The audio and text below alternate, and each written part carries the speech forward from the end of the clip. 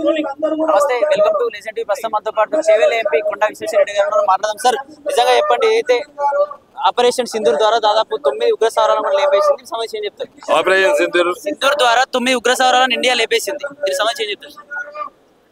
మన army, navy, air force సైనికుల వాళ్ళ ధైర్యము, వాళ్ళు చేసిన త్యాగాలు, ఇవన్నీ మన భారతదేశం గర్వంగా ఉండాలి. మన సైనికులు వాళ్ళే కాక మన సైంటిస్ట్ వాళ్ళ మీద కూడా మనం గర్వపడాలి. ఎందుకంటే అప్పుడు అనుకుంటారు చైనా విమానాలు వస్తే మనం తట్టుకుంటామా, చైనా మిసైల్స్ వస్తే మనం తట్టుకుంటామా, అమెరికా X-16 అని తట్టుకుంటామా, యుక్రెయిన్ డ్రోన్ అని తట్టుకుంటామా?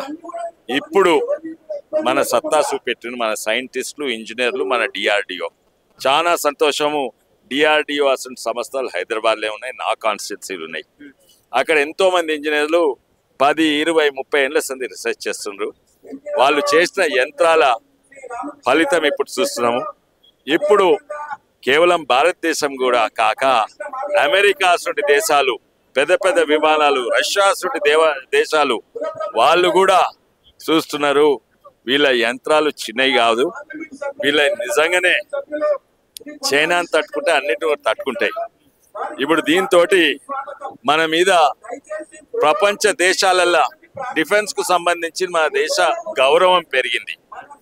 అదే కాక దీంతో ఎప్పుడైతే ఇన్నేళ్ళు మనము డిఫెన్స్ ఎక్విప్మెంట్ ఇంపోర్ట్ చేస్తున్నామో, ఇప్పుడు మన ఎక్స్పోర్ట్లు అయితే విపరీతంగా పెరుగుడు ఇప్పుడే మొదలైనాయి. ఆల్రెడీ 1-2 ఆర్డర్స్ వచ్చినాయి. 9 దాంట్లో అటాక్ చేస్తే వాళ్ళు పోతందుకు కూడా విమానాలు పోతలేవు. వాళ్ళ జనరల్ కూడా ఎప్పుడైతే విమానం పోయేటోడు జీప్లో పోతుండే, ఎందుకంటే అక్కడి నుంచి విమానాలు ఎగరగలిగాయి. అయితే ఇది ఆర్మీ, నేవీ అన్ని కలిసి కోఆర్డినేట్ చేస్తుండ్రు. వాళ్ళ కిరాణా హిల్సో, ఏ దుకాణం హిల్సో ఏమున్నాయో అవి కూడా పోయినాయంట. దాని సుబూత్ లేదు కానీ నాకు తెలియదు, అది తెలుసుకోవాలి. ఆపరేషన్ సింధూర్ ద్వారా అయితే పహల్గామ్ లో జరిగిన ఇష్యూకి న్యాయం జరిగింది అనుకోవచ్చు. అక్కడ చనిపోయిన బాధితులందరికీ దానికి న్యాయం ఎప్పుడూ జరగదు, కానీ దానికి వాళ్ళ పరిణామాలు ఏమైతాయో గుర్తించరు. హిందువులను 26 మందిని వాళ్ళ కుటుంబం ముంగట మొగోళ్ళను చంపితే దానికి ఏం న్యాయం ఉంటాయి చెప్పు? దానికి న్యాయం రాదు. అది అయిపోయింది కానీ మళ్ళీ దానికి పరిణామాలు ఏందో, మన భారతదేశం ఏందో, మన ప్రధానమంత్రి ఏందో అని పాకిస్తాన్కే కాక ప్రపంచానికి నేర్పించాం.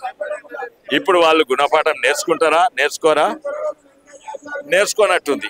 అంతవరకు ఇండస్ట్రీ అట్లే ఉంటుంది, అంతవరకు మన సైనికులు అట్లే ఉంటారు. అలాంటి కొంచెం చేస్తే నువ్వు ఒక్కని ముట్టుకుంటే మేము 1000 మందిని ముట్టుకుంటామని ఆ భయం అయితే పెట్టినాం. ఇప్పుడు మన ధైర్యాన్ని చూసి ఇప్పుడు బలూచిస్తాన్ లేస్తుంది, ఆఫ్ఘనిస్తాన్ లేస్తుంది.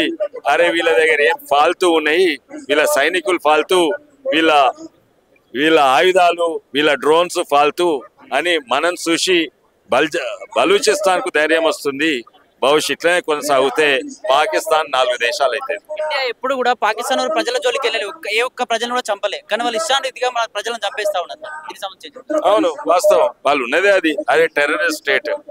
వాళ్ళు ఎవరో తెలుస్తుండ్రు, కొన్ని వెస్టర్న్ మీడియా దుష్ప్రారం చేస్తుండ్రు. అది కూడా ఇప్పుడు బయటపడుతుంది.